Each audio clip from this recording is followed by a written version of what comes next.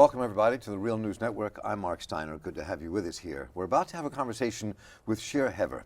Shir Hever is a correspondent for the Real News Network based in Heidelberg, Germany, and covers the Middle East and many other things for the Real News. His latest book is called The Privatization of Israeli Security, and joins us here in studio in Baltimore. Welcome to Baltimore. Good to have you here. Thanks for having me, Mark. So you've written, this book is really connected to your last book in many ways in terms of the changes that have happened in Israel since the occupation. But taking a step backwards, there's this whole myth and idea about Israel being this state that has to have a military to secure its presence so Israelis will not be wiped off the face of the earth. So everybody thinks of Israel that way. But your book in some ways is kind of try to probe the past and the present and talk about, let's just begin there. Let's talk about how the occupation of the West Bank and Gaza in 1967 changed the entire nature of the military security state. Isn't that basically part of what you're positing? Yes, actually, just when Israel conquered the Palestinian territory and also the Sinai Peninsula from Egypt and the Golan Heights from Syria, there was a very intense debate within the Israeli government. Are they going to try to rely on the international arms trade in order to get what they need, or are they trying to be self-reliant and produce everything locally, which would mean creating a military-industrial complex on a scale that was never seen before in Israel. And right after the occupation started, the French government announced that they're going to cut military ties with Israel and employ an arms embargo. And so the Israeli government then said, in this case, we're going to do everything ourselves. And they made this massive investment to try to create everything from the bullet to the tank, to the warships, to the airplanes. To be built inside of Israel proper. To be built inside Israel so that the Israeli army will be prepared for the next war and will be able to control that territory. They failed miserably. All of that attempt to create this industry, none of that actually worked in real life. Why did it fail? Why didn't it work? Because they didn't have the engineering capacity for this. Because in fact, the Israeli arms industry has always been very successful in focusing and specializing on very specific types of equipment, but trying to do everything from scratch meant that they would be facing against Arab armies which are armed with Soviet weapons, which were far better quality and much more advanced technologically. But what the Israelis didn't understand is that the occupation didn't make them a pariah state under military embargo from the rest of the world. It actually made Israel a very important player for the United States. And the United States identified Israel because of the occupation as a potential source of profit by destabilizing the region, bringing in more weapons, fighting proxy wars against the Soviet Union allies in the region. So starting from 1973, 6 years after the occupation begins, the United States started to give military aid to Israel. And at that moment, also the United States, the Pentagon, told Israel, you're not going to build whatever you want in terms of weapons. You're going to build only weapons that don't compete with the American arms industry.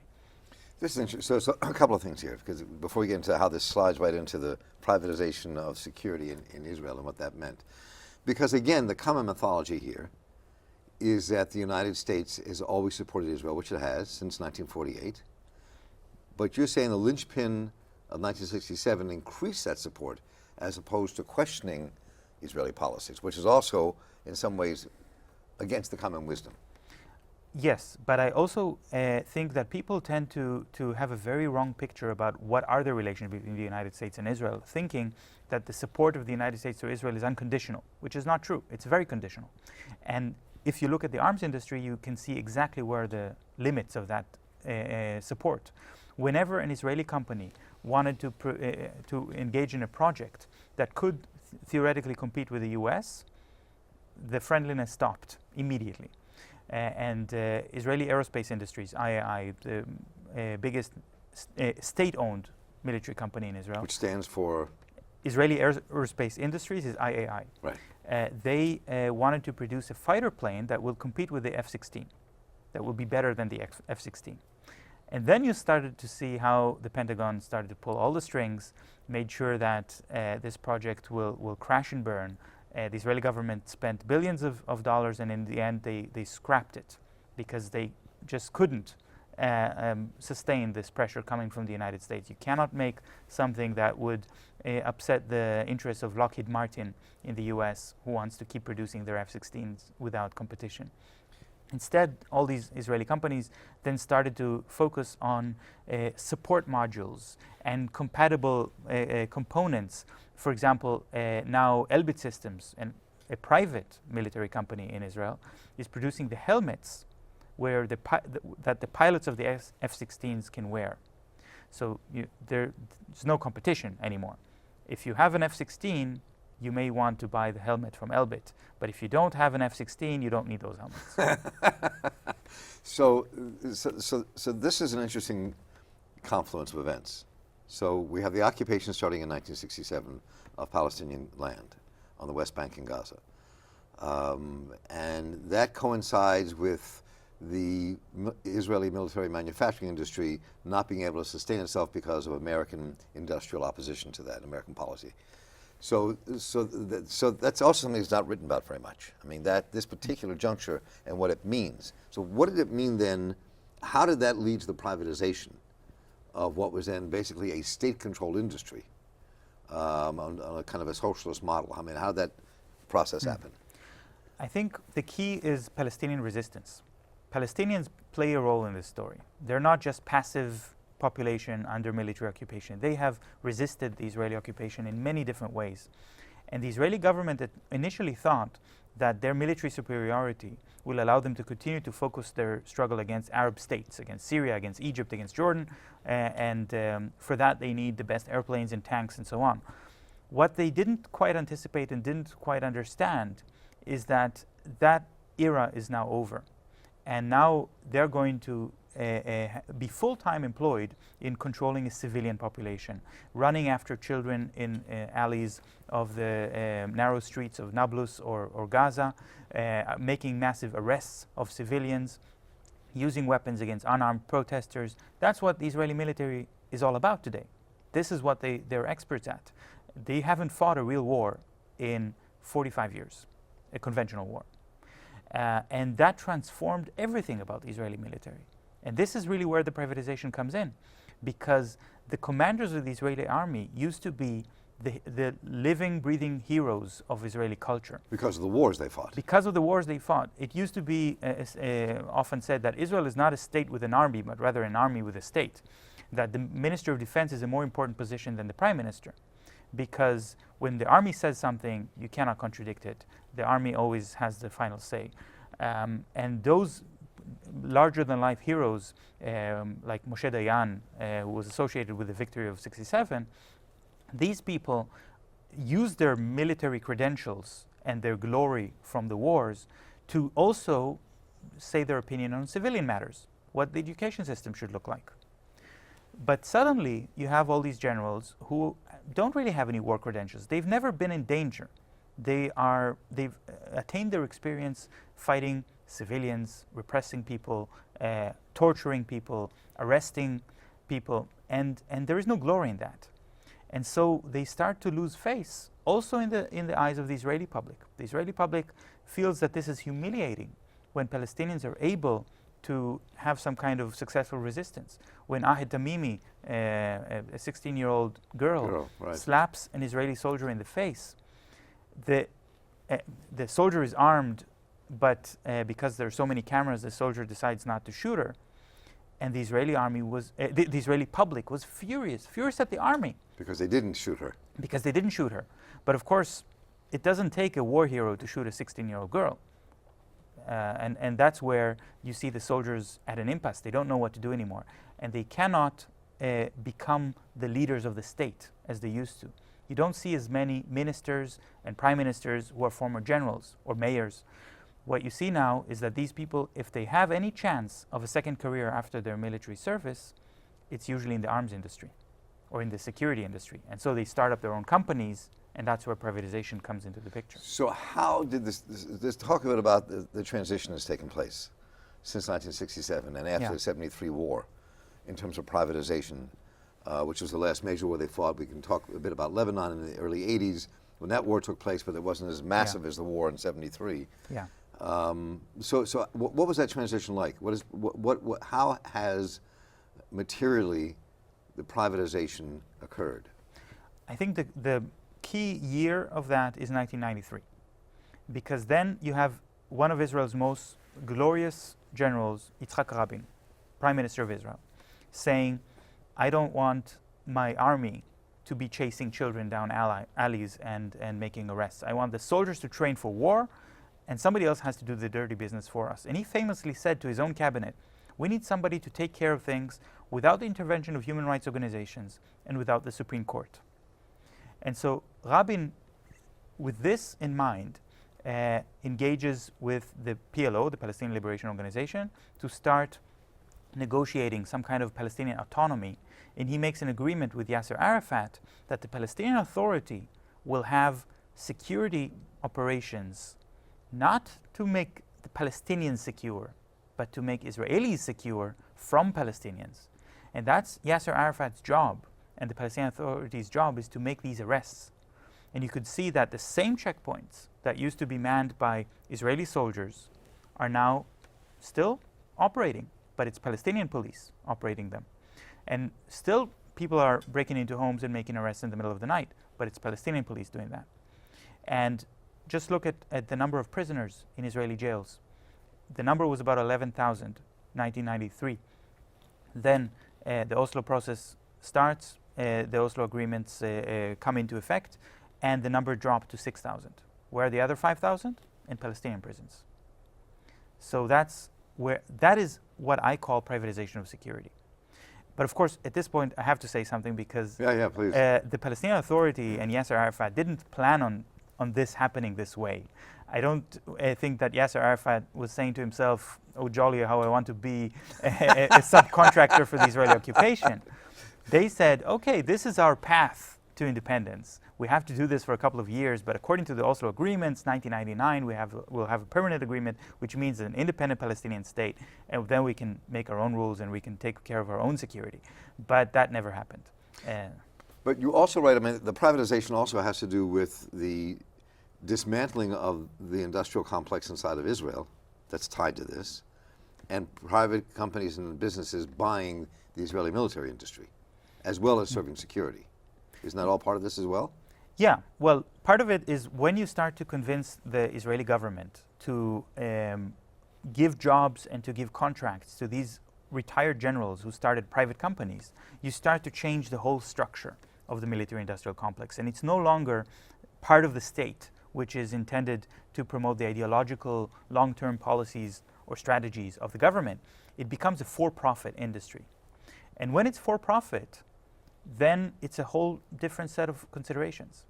And when the customers of Israeli companies want to know, what can you offer us that we cannot buy elsewhere?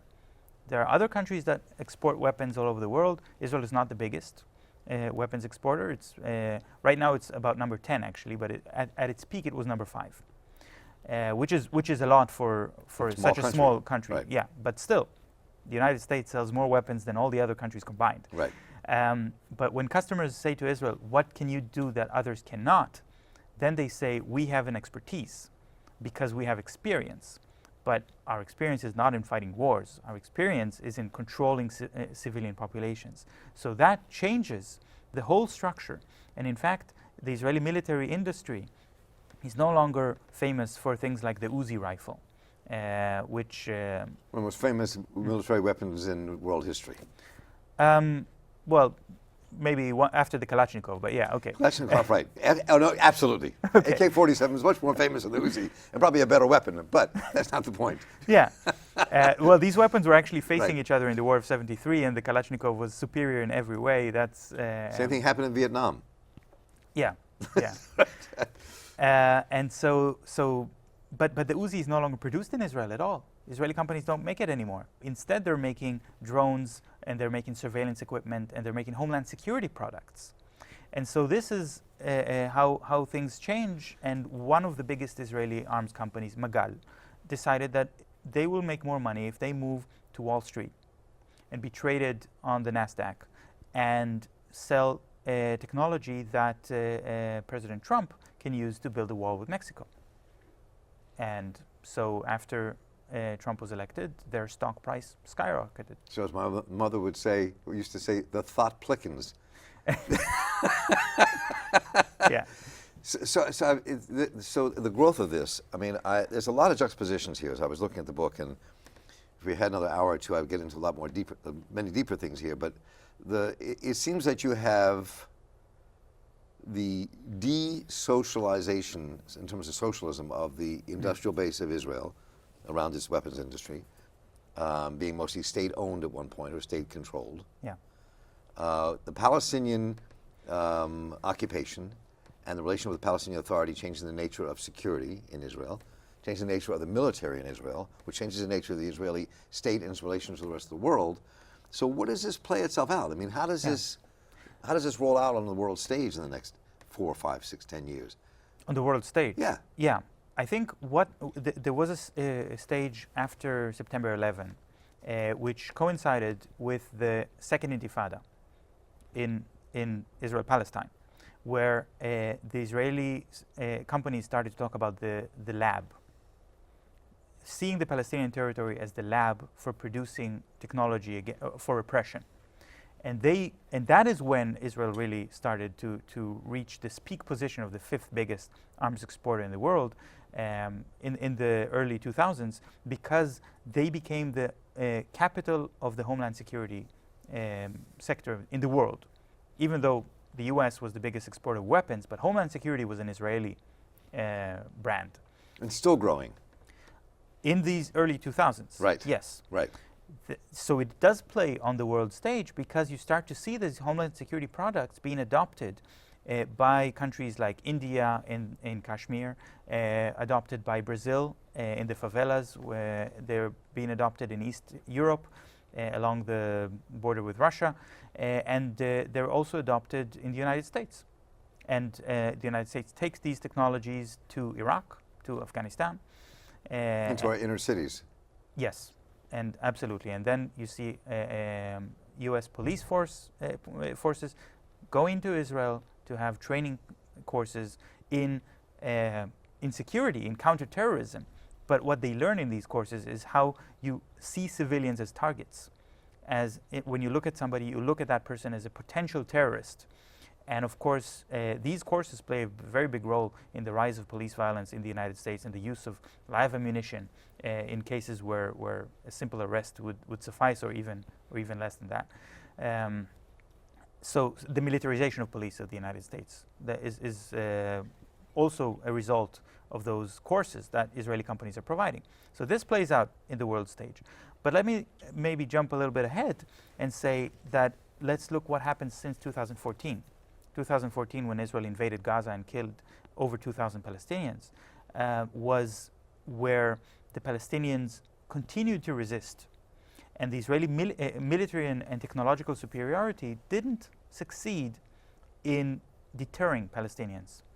They were dying and getting injured in large numbers, but they didn't give up. And the Israelis were very frustrated by that. The invasion of Gaza lasted 51 days. During those 51 days, the Israeli economy suffered greatly. Of course, the Palestinians suffered more, but tourism stopped. And so this means the Israeli arms companies started to have problems selling their equipment, because their customers in India, in Brazil, and in Poland and elsewhere were saying, why would we buy this technology if it doesn't fulfill the very basic promise of ending resistance? Palestinians are still resisting, and they are still resisting today. So actually, from 2014 and on, we see a gradual decline in the arms exports of Israeli companies. So you as you kind of go through the book here, towards the end of the book, you begin to almost, in the conclusion, take a semi-optimistic note. I wouldn't call it a really optimistic note, but a semi-optimistic note. How's that possible? The key is the Israeli security elite. This group of generals that have been disgraced and lost face. They used to run this country in a very organized and rational way. They were very effective in developing strategies of repression against Palestinians. But they've lost their ability to influence Israeli politics. Again and again, they come into conflict with the Israeli populist right. This populist right, the Israeli version of the Bannons and the Trumps and the Boltons, are people who don't really want to make long-term plans and strategies. They want to have victories now. They want to have victories of honor and prestige. And the result of that is that they play into the hands of the Palestinian resistance organizations, which are able to predict their behavior.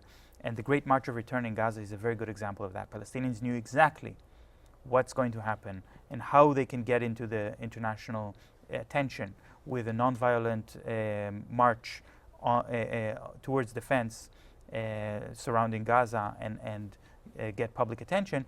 And the Israeli military immediately fell into disarray and to problems of discipline because the officers were saying, you have to use restraint, don't use lethal force. But the soldiers said, if we use restraint, we feel humiliated. Why should we recognize the right of Palestinians to live? We want to use lethal force. And the Israeli government is very worried that they don't control the army anymore.